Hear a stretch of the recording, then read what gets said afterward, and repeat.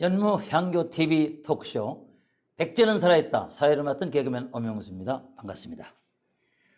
오늘 초대 손님을 소개해드리겠습니다.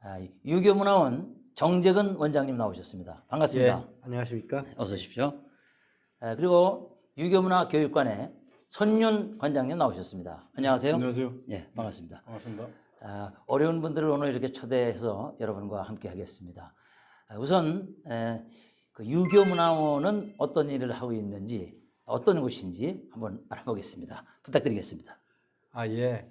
한국유교문화진흥원은 우리 국민들이 보편적으로 이제 유교하면은 크게 퇴계 선생님하고 율곡 선생님 이렇게 두 분을 생각하시거든요. 우리 화폐도 있고.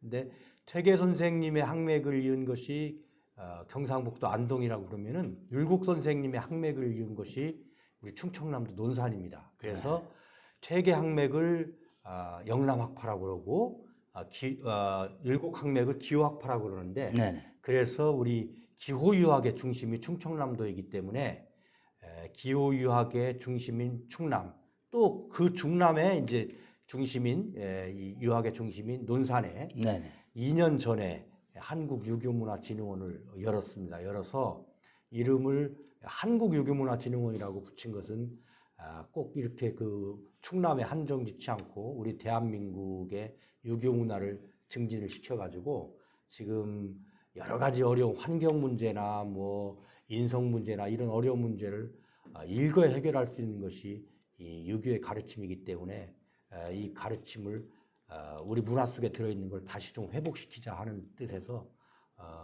우리가 지금 국가에서 예산으로 설립한 기관입니다. 열심히 활동을 하고 있습니다. 저는 이제 그 유교 그러면 영호남에만 주로 이렇게 있고 모든 기관이 영호남 쪽에 분산되어 있는 걸로 저도 알고 있었거든요. 오늘 그 새로운 사실을 또 많이 알게 됐습니다. 첫 번째 그 여쭙고 싶은 거는요. 이제 그 삼국 시대에 보면은 백제가 문화를 이렇게 일본에 전했다. 그래서 이제 불교와 유교도 백제가 일본에 전했다고 하면은 우리나라에 지금 이제 현재 그 전해졌던 문화가 그 백제 터에 이제 남아 있어야 되잖아요. 그러면 현재 그 어떻게 남아 있고 상황이 어떻게 되어 있는지 그걸 좀 알아보겠습니다.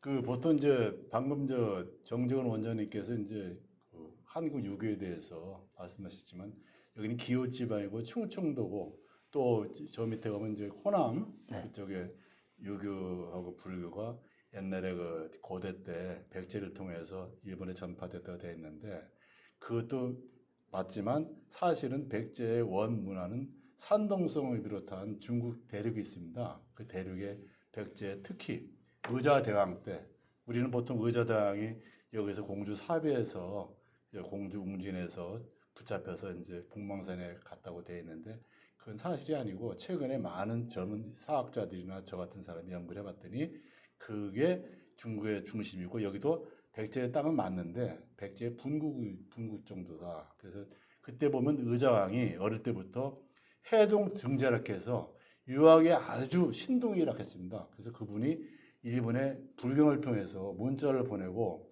일본의 유교식 12관등제는 인의 예지 신에다가 덕을 붙여서 6개의 글자에 관등을 붙여서 일본에 처음에 관등제를 만드신 분이 의자 대왕이고 그 의자 대왕 역시 그 충청도에 이 유교랑 관련이 있다.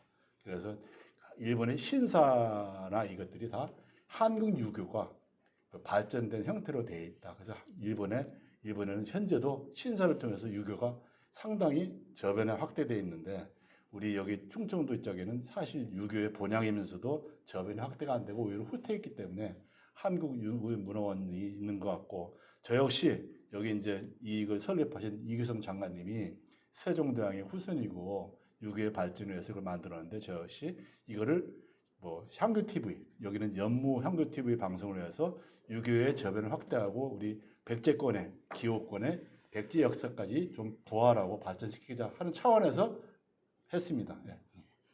그 충청남도에는 이제 공주와 부여가 있지 않습니까?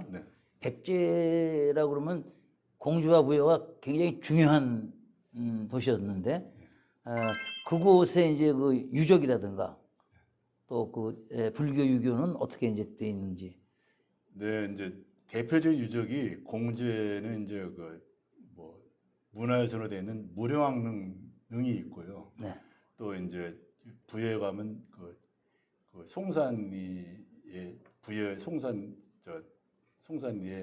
그 정림사지 5층 석탑이 있고요. 네. 그리고 그 밑에 익산 가면 또 미륵사지가 있습니다. 이런 것들이 다 백제 문화권인데 네. 원래 그 백제 역사를 보면 우리 삼국사기에 그 서울의 한성에서 계로왕 때 망해서 그 아들 성왕이 그 웅진으로 왔다가 도 성왕의 또 밑에는 저 사비로 가서 네네. 이렇게 이제 기호지방을 됐는데 그게 그 역사가 왜곡됐습니다. 아, 예. 그것도 그거의 객지의 기족들이 여기 백마강이나 이쪽에 있는 건 맞는데 백제의 왕들은 주로 산동성이 있었고 그 왕들이 일본의 그 왕이 되기 전에는 일본 열도의 왕이 돼가지고 다시 일본 열도의 왕자가 우리 산동성에 있는 본국의 황제가 되고 그 중에 하나가 무령왕릉은 당시에 이제 그 산동 중국 대륙을 우리 한나라족하고 고구려족이 세다 보니까 당나라가 세다 보니까 밀려가지고 그때 무령왕릉 하나만 이쪽으로 온 거로 생각합니다. 그래서 백제권은 맞지만 그런 것들이 다 그 일본에는 불교 사찰이나 그 신사가 뭐 10만 개, 3천 개 이래 있지만 정작 그 문화를 전해준 우리 백제권에는 그게 아까 말씀드린 손을 셀 수 있는 수밖에 없다는 이유가 거기 있습니다. 네. 그렇지만 이제 산동성만 가더라도 최근에도 계속 발굴되는데 연운이라는 데는 뭐 백제 사람의 무덤이 뭐 400개가 나고 그렇지 않습니까? 그것이 다 이제 연유가 있고 유물로 보면 그렇다는 뜻입니다. 정재근 원장님께 여쭤보고 싶은 건 이거 유교에서는 효를 굉장히 중요시하는 것 같아요. 예. 다른 것보다도 효. 그럼 그 효에 대한 교육이라든가 이런 것도 이제 그 문화원에서 이렇게 하시게 되나요? 그렇습니다. 저희가 이제 그 효를 직접 이렇게 뭐 교육한다기보다는 자연스럽게 생활 속에서 네네. 효라고 그러는 것이 어렵고 불편한 것이 아니고 아주 간단한 것을 가지고서도 그것이 그 효를 나타내고 실천할 수 있다는 걸 이제 어린 학생들은 어린 학생들 수준에 맞게 네네. 그리고 이제 어른들은 또 어른들 수준에 맞게 저희들이 이제 프로그램을 운영을 하고 있습니다. 요새는 돈을 많이 벌면 그게 이제 효를 하는 걸로 얼뜻 그렇게 이제 그래서 출세해서 성공해서 돈을 많이 벌어서 효도하겠습니다. 이제 보통 그런 그 잘못된 거죠. 돈을 많이 벌어서 그걸 나 혼자 잘 먹고 잘 사는 데 쓰지 않고 네네. 돈을 많이 벌어서 잘 벌어서 그걸 이 사회가 잘 되게 하는 데 이렇게 쓴다 그러면은 그것은 부모님을 아주 기쁘게 하고 네네. 이 세상에 내 자식이 나가서 세상을 위해서 훌륭한 일을 하는구나라는 것은 그 유교에서 얘기하는 부모님을 훌륭하게 이렇게 세상에 알리는 것이기 때문에 효라고 할 수 있습니다. 저도 그 평생에 그걸 못 깨닫고 우리 부모님 손에 뭘 주어드려야 우리 부모님한테 뭘 이렇게 지어드려야 그게 큰 효도를 하는 건 줄 알았는데 사회에 국가에 하는 것이 어르신들을 다우야한 것이다. 그러니까 한마디로 그 이제 유교하면은 공자님의 가르침 아닙니까? 네네. 2500년 전에 이제 공자님하고 그 제자들의 가르침이 이제 중국에서 시작됐지만은 이렇게 시대를 거쳐가지고서 우리나라에 왔는데 우리나라는 사실은 우리나라 나름의 또 그걸 받아들여 가지고 또 나름의 그 철학과 논리를 이제 개발했죠. 그래서 태계 선생님이나 일국 선생님이 말씀하시는 이제 이런 것은 어떻게 보면은 공자님 못지않은 그런 훌륭한 이제 이 가르침이 될 수 있는데 기본은 이제 공자님의 가르침이거든요. 그때 공자님의 그 가르침에서 가장 중요한 것이 뭐냐면은요, 사람이 제대로 그 역할을 세상에 태어나 제대로 역할을 하는 것은 두 가지를 해야 된다고 합니다. 첫 번째는 공부를 해라. 두 번째는 공부한 것을 가지고 나 잘 먹고 편하게 살려고 그 공부한 걸 쓰지 말고 공부했으면 그걸 가지고 세상에 나가서 세상을 좋게 하는 데 써라. 이 두 가지입니다. 네. 이걸 좀 어려운 말로 얘기하면은 수기하고 치인이거든요. 수기는 나를 닦아서 공부하는 거고 수기하고서 그냥 뭐 나 편하게 그냥 이렇게 돈 버는 데 쓰고 뭐 그냥 응풍용으로 하는 데 쓰고 이러면은 그거는 군자가 아니다. 선비가 아니다. 그거는 소인배다라고 2500년 전에 공자님이 말씀하셨습니다. 그래서 공자님이 제자한테 아무개야 너는 공부해가지고 공부한 거 가지고 너 혼자 너 편하려고 하게 되면은 그건 소인배고 공부했으면은 세상에 나가서 세상을 좋게 하는 데 써라. 그걸 치인이라고 하니까. 그래서 공무원이 되든지 아니면 공무원이 안 되더라도 후학을 양성하든지 아니면은 사회에서 이렇게 그 향약을 만들어 가지고서 농촌 그 활동을 하든지 이런 걸 하라고 말씀하셔서 그렇게 하면 이제 선비가 되고 군자가 된다 이렇게 했으니까 돈을 많이 벌어도 그거 가지고서 나쁜 짓 하고 자기만 이렇게 베이스만 채우지 않고 그 돈을 가지고서 훌륭한 일을 하는데 쓴다.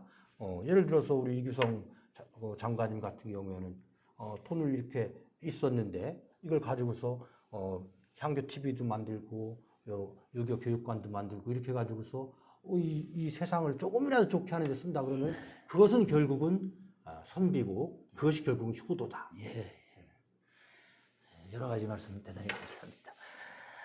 제가 이제 왜 이 말씀을 드렸냐면은 백제의 마지막 왕이 의자왕이잖아요. 근데 의자왕은 해동증자, 해동증민, 그래서 이제 그 효자다.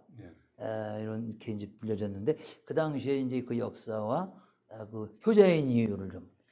그 백제 의자왕이 그 중국의 여러 역사책을 보다 보면요, 송나라 때, 제나라 때, 양나라 때 동시대 역사책을 보면 해동의 증자로 되어 있습니다.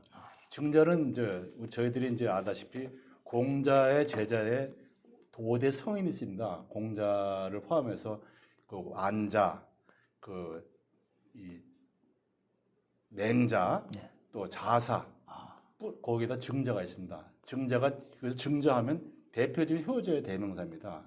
그리고 증자 말고 또 공자의 제자 중에서 민자건이가 있습니다. 민자건이라고 그 계모 밑에서 탄압을 받았는데 계모를 아버지가 쫓아내려고 하니까 아버지가 계모를 쫓아내면 내가 불쌍해지는 게 아니고 계모의 친 아들까지도 불쌍해야 되니까 말리셔가지고 그럼 네 말이 맞다 해서 그 공자가 계모를 안 쫓아내고 그 잘했다 해서 이제 계모가 나중에 개가천선해서 그 이부자식도 다 잘 키운다는 거 민자건까지 해서 해동증자, 해동증민 그 민자 그 대표적 효입니다.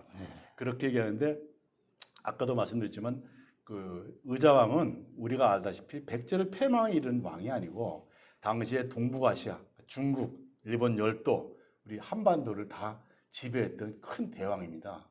그런 대왕이다 보니까 당시 우리가 역사에서는 잘못 배웠는데 백제 역사를 너무 작게 배웠습니다. 그게 아니고 백제 역사를 다시 저희들이 부활해서 배워야 되는 데 있고 거기는 의자왕이 효가 있는데 어릴 때부터 워낙 유학을 많이 배우고 선생들이 좋아서 그 왕 교육을 받을 때 유학 효 교육하고 충격을 받았답니다.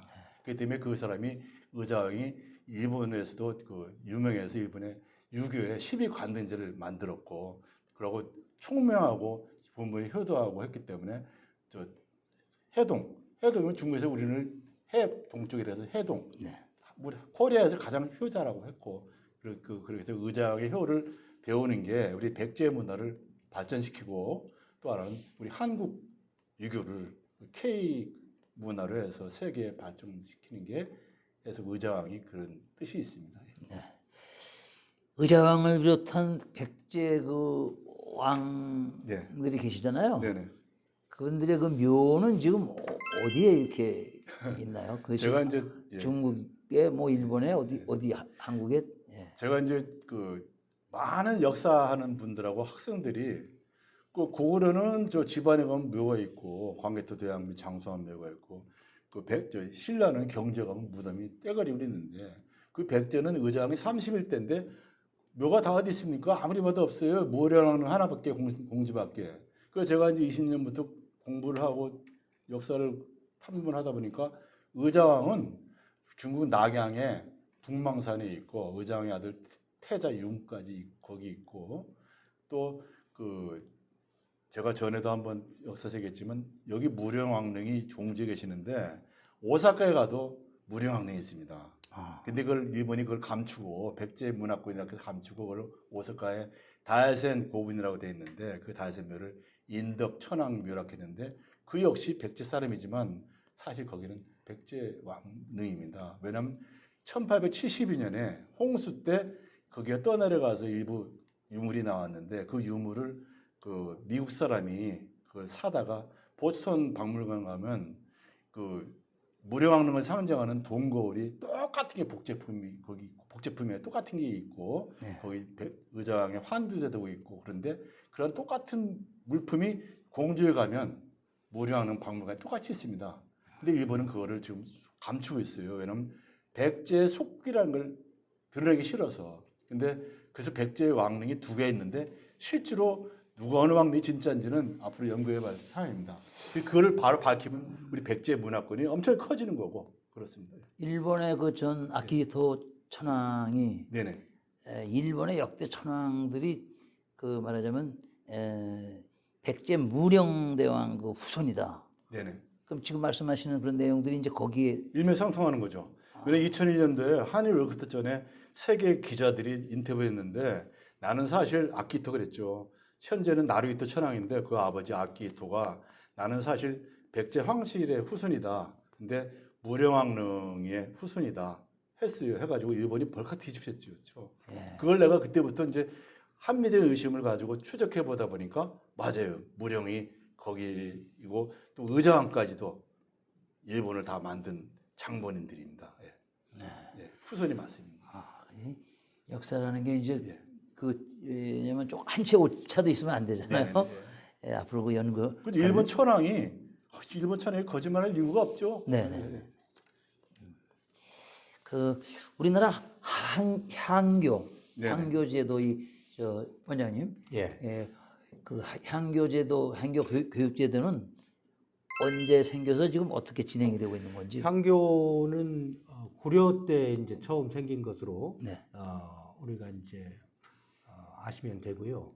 고려 성종 때 왕이 공식적으로 지시를 해서 서울에는 상서를 만들고, 상서라는 건 지금 학교하고 똑같은 말입니다. 상서를 만들고 지방에는 향교를 만들어 가지고 유학을 장려를 하자 이렇게 해가지고서 그때부터 시작이 됐고, 조선 시대 때는 이제 향교는 이제 공립학교로 지금으로 얘기하면은 각 자치단체, 즉 시군마다 하나씩 다 이제 세웠죠. 그래서 현재까지 향교가 남아 있는 곳이 234개입니다. 그러니까 현마다 하나씩 있었다. 그러면 우리 논산 같은 경우에는 지금 논산시가 있으면은 은진향교가 있고 연산향교가 있고 노성향교가 이렇게 3개가 있습니다. 그럼 옛날에 은진현, 연산현, 노성현 이렇게 해가지고서 각 현감 있는 데마다 하나씩 있었는데 향교는 공립학교입니다. 그런데 향교는 일단 서당에서 어렸을 때 애기들이 기초 공부를 어느 정도 마치고 소학까지 공부를 하고 나면은 이제 향교를 들어가게 되는데 그때부터는 이제 학력차가 많이 날 거 아닙니까? 연령 구분도 없어요. 나이 많은 사람도 오고 어린애들도 오고. 그러면은 향교 교육은 특이한 게 개별적으로 교육을 시킵니다. 그래서 그 수준에 맞춰서 교육시켜서 수준이 높은 사람들은 마지막에 사서나 오경이나 또는 사기 같은 이런 높은 까지 교육시키기 때문에 사실은 중등교육기관에서부터 대학까지 기능을 다 하는 기관이 있었다. 이렇게 생각하시면 되고, 향교에서 이제 교수 가르치는 사람을 우리로 얘기하면 이제 교수님, 선생님이잖아요. 선생님을 임금이 직접 임명합니다. 조선시대에. 그래서 동몽교관이다 이렇게 하면은 교지를 내려가지고서 왕이 동몽교관 정아무개를 동몽교관에 어떤 향교 동몽교관에 임명한다 이렇게 왕이 교지를 내리고, 그럼 동몽교관은 뭐냐? 애들을 갖다가 깨우치게 하는 그런 선생님이다 이거죠. 그래서 그 향교에서 이제 공부를 열심히 해가지고 이제 과거도 이제 시험도 보게 되고 그래서 이제 초시에 합격하게 되면 이제 성균관에 가서 더 이제 공부도 하게 하고 이렇게 하는데 특이한 것은 지금 현재 있는 향교 234개 중에서 충남이 34개입니다. 네. 그러면은 경상북도가 37개고 제일 많습니다. 아, 그러니까 경상북도가 굉장히 넓잖아요. 넓고 충남이 도세로 와가지고 적은 것 같은데 34개란 말이에요. 그러니까 제일 많다고 봐야죠. 네.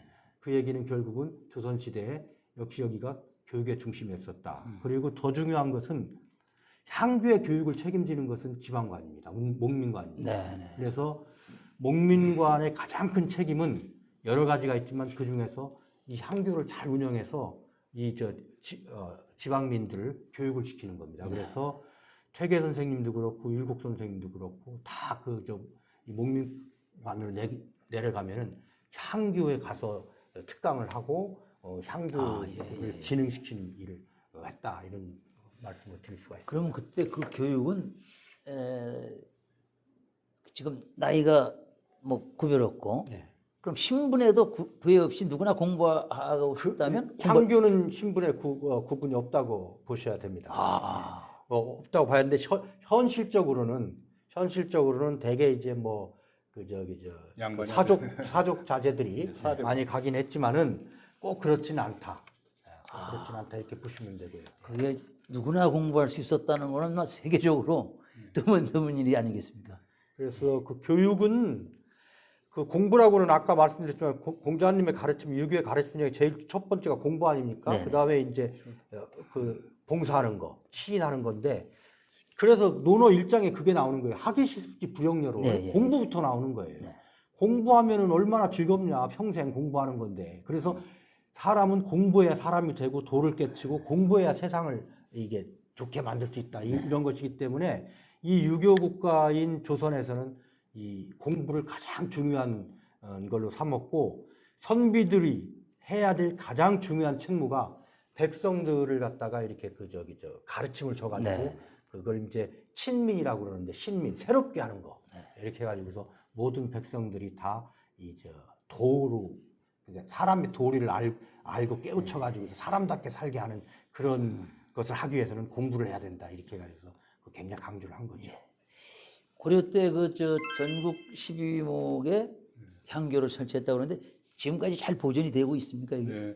우선 지금 방금 말씀드렸도 여기도 지금 향교 방송을 하고 있는 이유가 이 이규성 장관의 선조인 지호 이선이라는 분이 그 책에서 그 책은 버시고 책은 스승이라고 쓴 게 이 유교문화 교육관의 캐치프레이즈입니다. 그 정도로 공부는 중요한 거고요.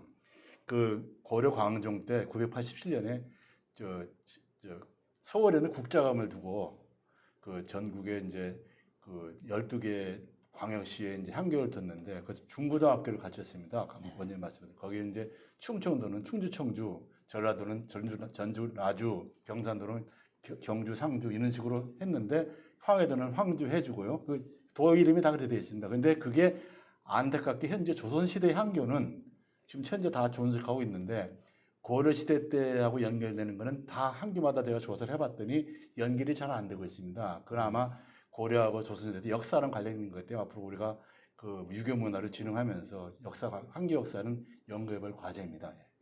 지역적으로는 그렇습니다. 그 현재 일본이 백제였었다는 그런 설이 네네. 그런 게 이제 분분해서 네네. 지난번에 이제 백제는 살아있다에서도 예. 그 게로대왕 네네.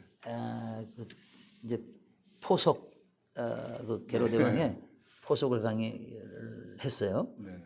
그러면은 이 역사적인 어떤 문헌과 네네. 그거 이제 그 유물이 있느냐. 네네.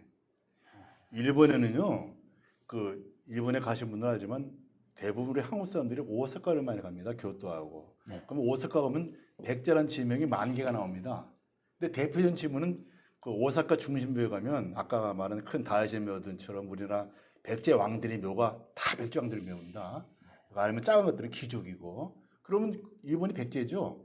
원래 일본 열도는 부족만 있었어요. 부족만. 그 백제에 가서 이제 도시국가 만들었는데 우리 중국하고 우리 한국은 백제의 본국이고 일본은 분국입니다. 우리 총독들이 가서 만든 거죠. 근데 백제의 총독 같던 오사카의 의자왕이 여기 와서 대항하기 전에 황자로 왕의 태자로 이제 거기 갔을 때 일본 오사카에서 만든 게 백제 대빈입니다. 백제궁.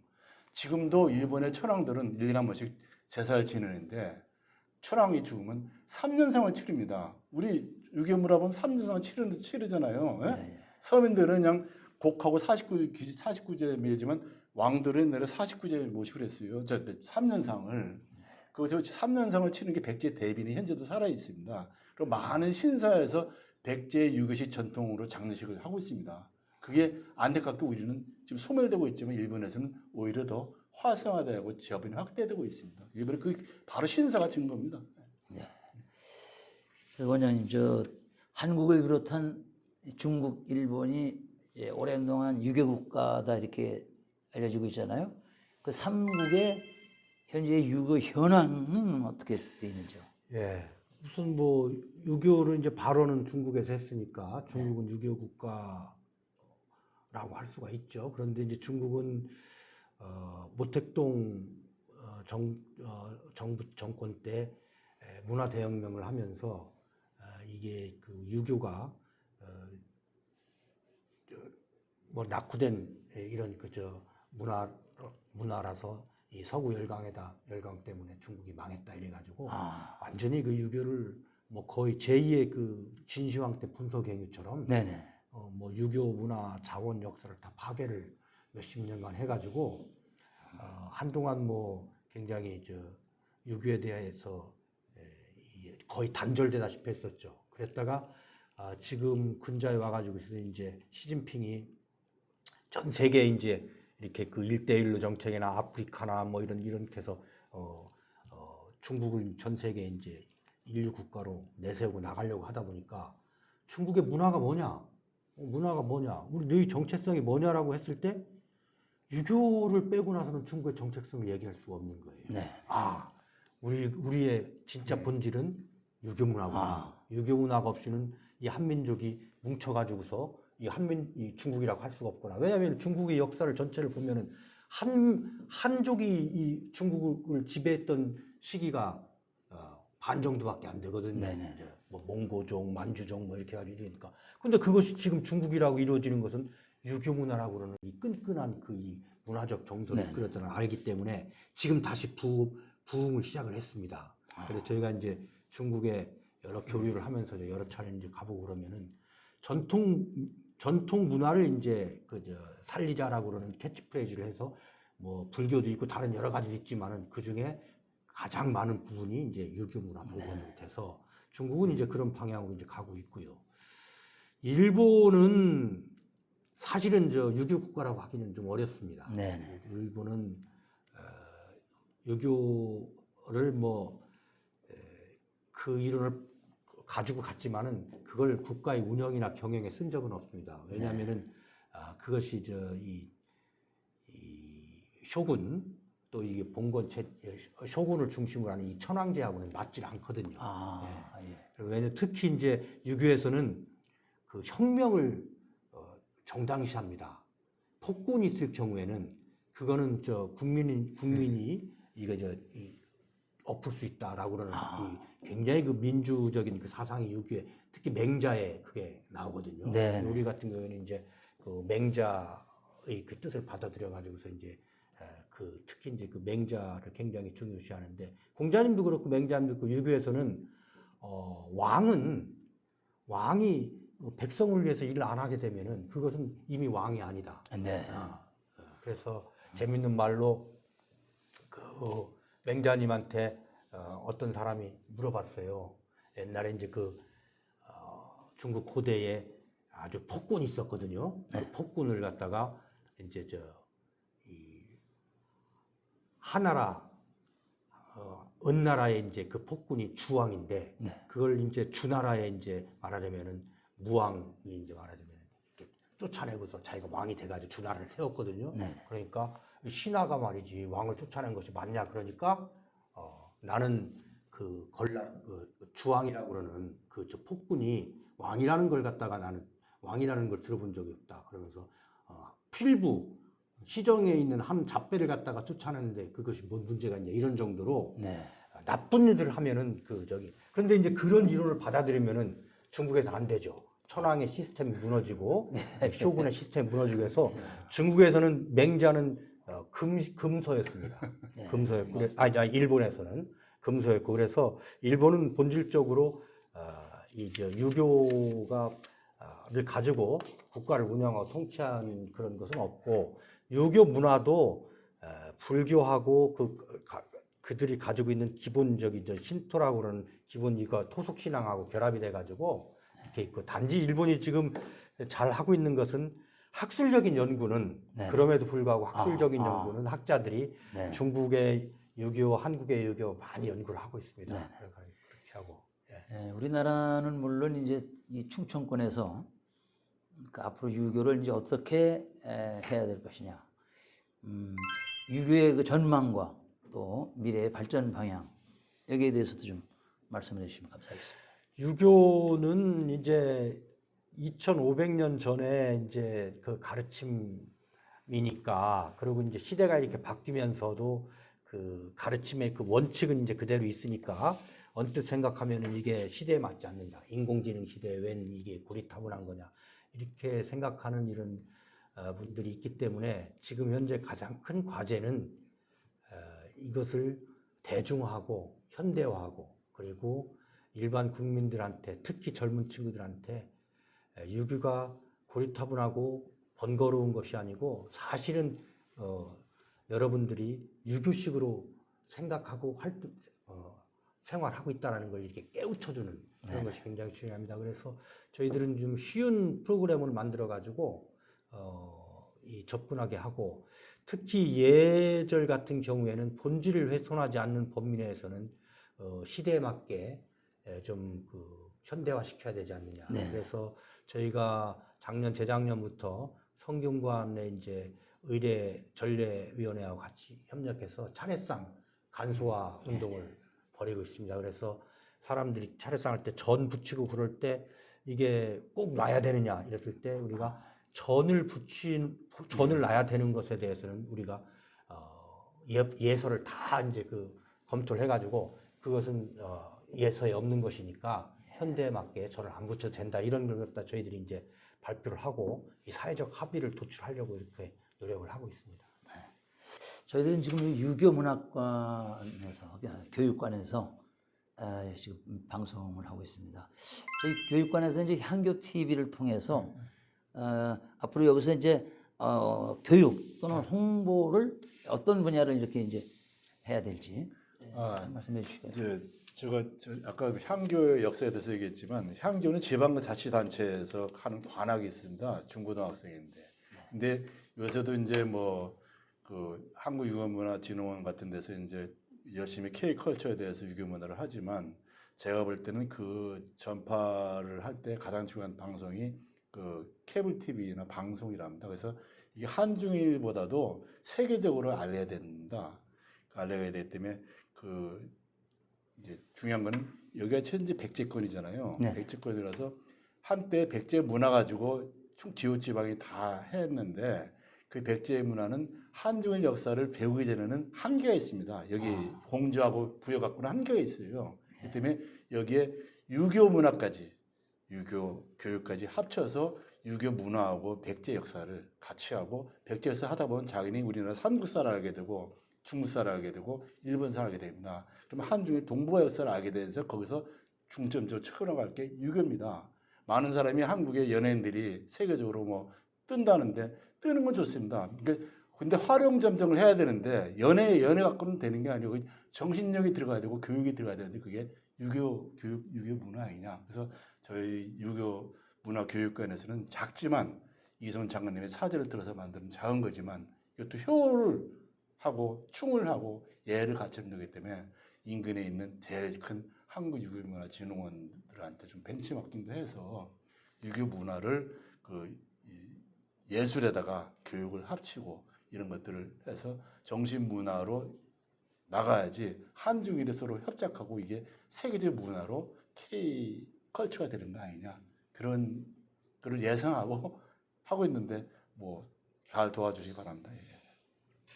우리 문화가 지금 무슨 이제 K 컬처라고 그래서 예.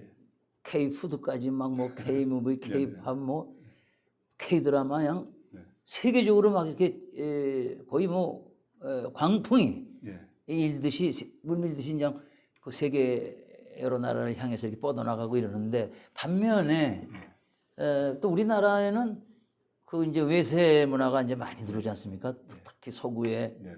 그런 뭐 향락에 젖은 문화라든가 또는 청소년들이 뭐 탈선을 한다든가 막 그런 것들이 물밀듯이 들어오는데 어떻게 보면 지금 뭔가 저희들이 그 가족 관계라든가 네네. 또는 사제 간의 그런 관계라든가 이런 것들이 많이 무너지는 느낌을 그래서 뉴- 제가 뉴스를 말씀드린 보면은 게그 연애나 오락이나 이런 문화 네. AI 그 시대를 대처할 수 있는 거는 유교 K 스피릿이 뭐냐 할 때 제가 볼 때는 유교다 그죠? 예, 유교. 그래서 좀 그 구체적으로 이제 우리가 그냥 막연히 저부터도 유교 그러면 그냥 공자맹자 그 두 단어만 생각하면 끝이에요. 더 이상 무엇이 유교인가? 아니죠. 가장 중요한 게 효도죠, 효도. 예.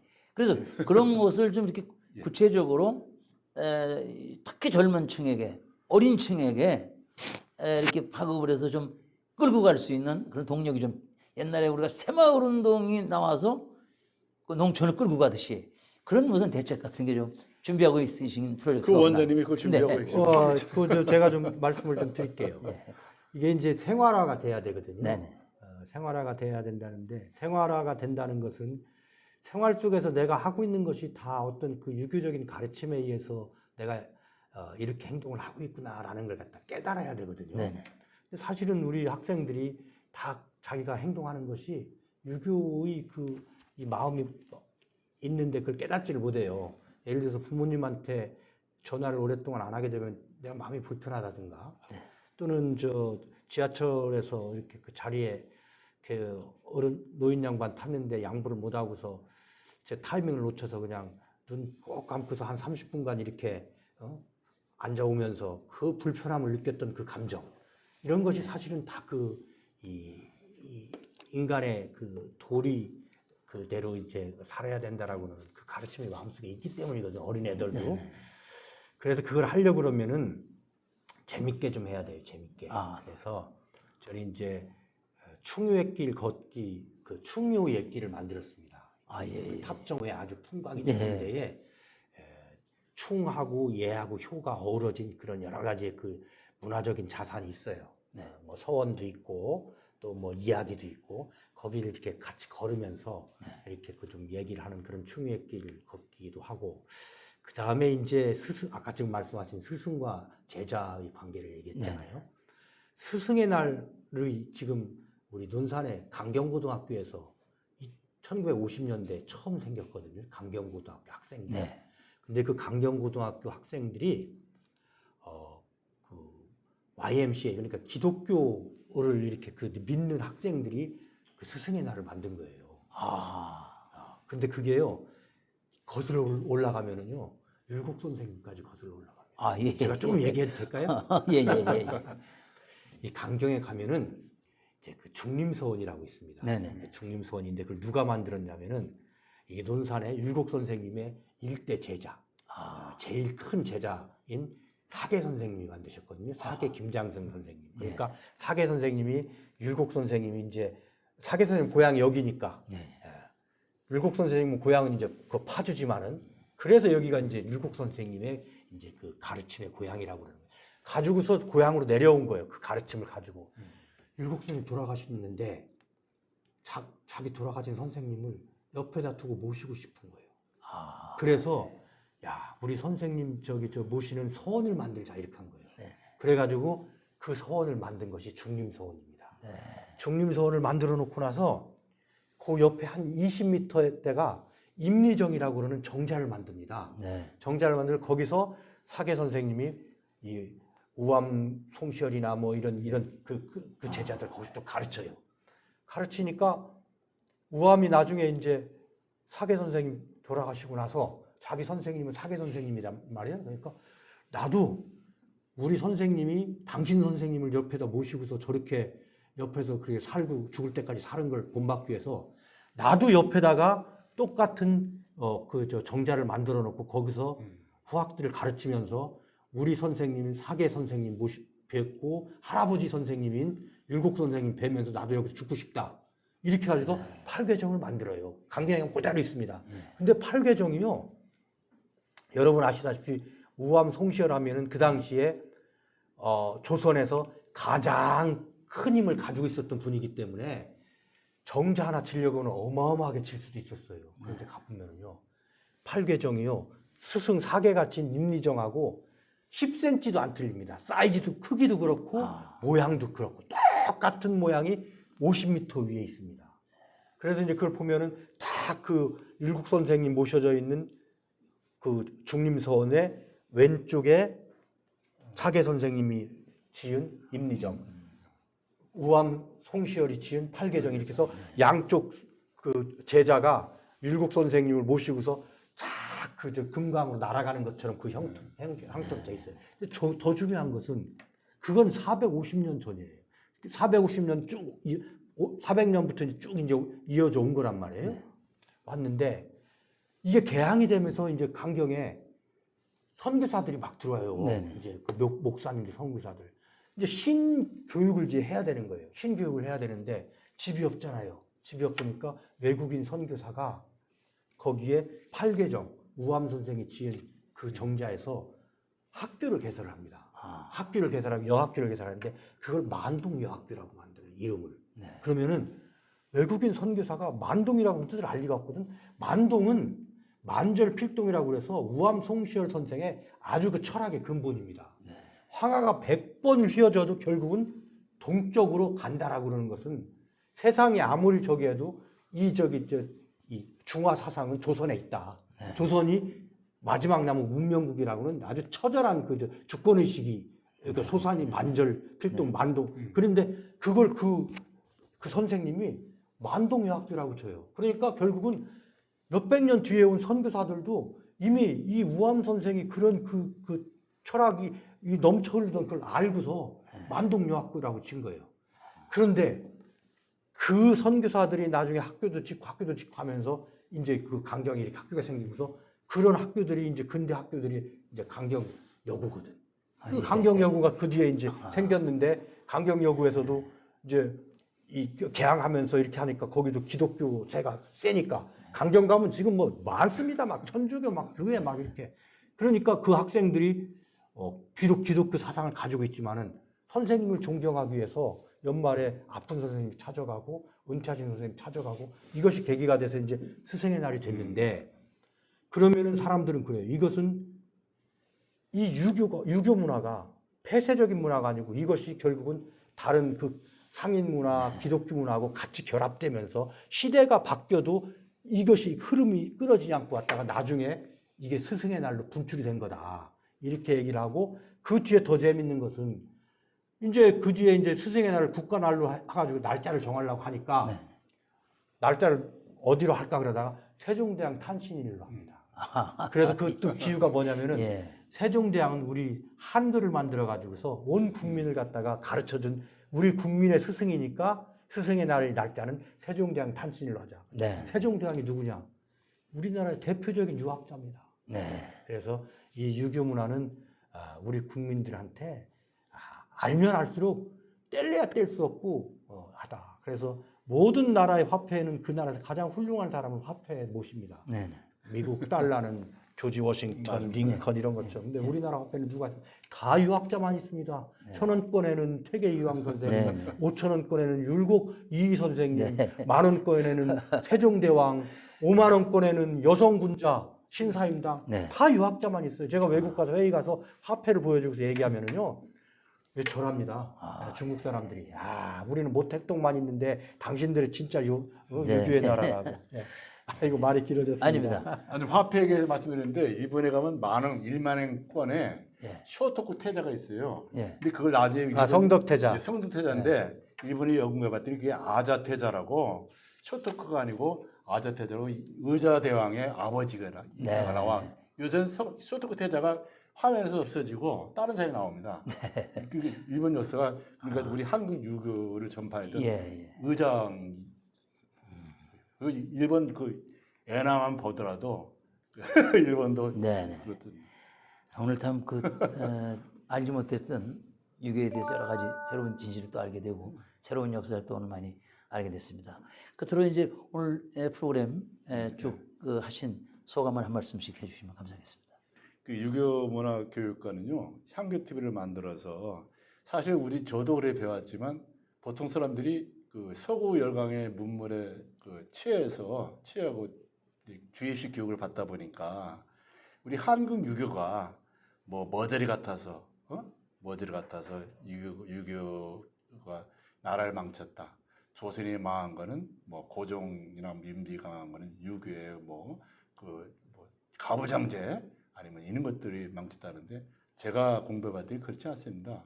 우리 역사를 다시 한번 생각해야 되고 네. 지금 아까 좋은 말씀해 주셨어요. 중국이 모토똥이가 그 유교 사회주의를 공고하기 위해서 유교를 다 말살시키는데 홍위군을 시켜서 말살시키는데 지금 봤더니 유교야말로 중화 사상을 묶은 특히 우리 동국 네. 한국 사상으로 묶은 그거기 때문에 그 아까 송시호 선생님도 말씀드리지만 유교야말로 한국의 정신이고 아시아의 정신입니다.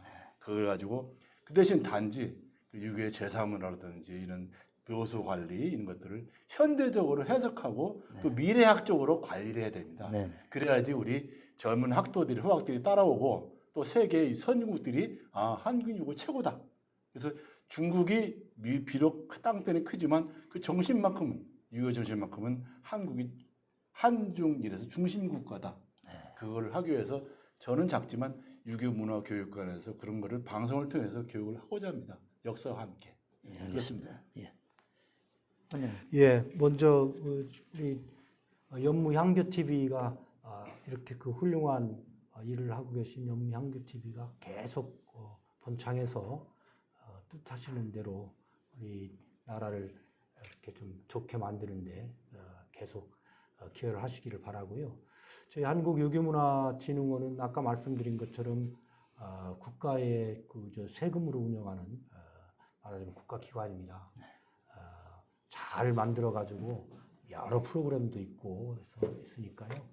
여러분들 한번 좀 논산 오시면은 한번 들리셔가지고 전시관도 보시고 또 이런 북카페에서 좋은 책도 보시고 또 경치도 아주 좋습니다. 논산 11경이거든요. 그러니까 거기 호숫가도 거닐면서 이렇게 좀 가족들하고 이렇게 힐링도 하시고 이렇게 해주시면 좋겠습니다. 1박 2일 프로그램도 있습니다. 미리 신청하시면 홈페이지 들어오셔서 하면은 1박 2일로 가족과 함께 와가지고서 이렇게 즐기실 수가 있습니다.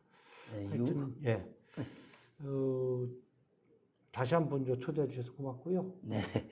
예, 하여튼 여러분들 하여튼 건강하시고 행복하시기 바랍니다. 말씀 감사합니다. 예. 어떻게 보면 유학의 본고장이다. 유학이 교육기관이 이렇게 많았다는 게 깜짝 놀랐습니다. 윤봉길 의사가 계시고 또 이순신 장군, 유관순 누나가 있는데 결코 이 고장 출신이라는 게 우연이 아니다. 그런 생각이 들었습니다. 오늘 말씀 감사합니다. 네, 감사합니다. 여러분 또 뵙겠습니다.